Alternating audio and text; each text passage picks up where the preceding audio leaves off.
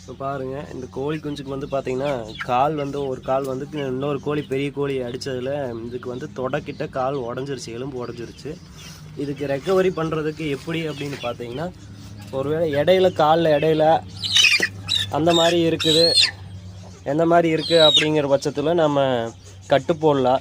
இப்போ இதுக்கு உடஞ்சிருக்கிறது பார்த்தீங்கன்னா எங்கேன்னா இந்த இடத்துல உடஞ்சிருக்கு, அதாவது தொடைக்கு மேலே உடஞ்சிருக்குது.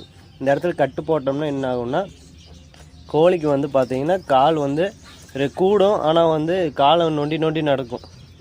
அதுக்கு இந்த கால் நீங்கள் எதுவுமே பண்ணாமல் முடிஞ்சால் ஆயின்மெண்ட் ஏதாவது இருந்துச்சுன்னா, அந்த மாதிரி ஏதாவது ஆயின்மெண்ட் இருந்துச்சுன்னா போட்டுவிட்டு நம்ம தனியாக இந்த மாதிரி கூண்டில் அடைச்சி டெய்லியும் தீன் மட்டும் கம்பு மட்டும் போட்டுவிட்டு கரெக்டான தீன் போட்டுவிட்டு கரெக்டாக வச்சிங்கன்னா அது பாட்டுக்கு ஒரு மாதங்கையில் கால் அதுவே ரெடி ஆயிரும். 3 வாரம் டு 1 மாதங்கையில் அதுவே கால் ரெடி ஆயிரும்.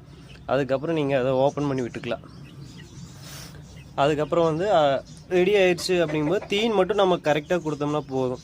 இப்போ இல்லை நம்ம இதுக்கு வைத்தியம் பண்ணுறோம் அப்படின்னம்னா, இதுக்கு கட்டு போடுறோம் அந்த மாதிரி பண்ணுறோம் பிடிக்கிறோம் அப்படிங்கும்போது அது என்ன ஆகும்னா கால் வந்து ஷேப் மாறும், இல்லை புண்ணாயிரும், மடிப்பு புண்ணாயிரும், கால் அப்படியே வச்சுட்டு வந்து இதாயிரும்.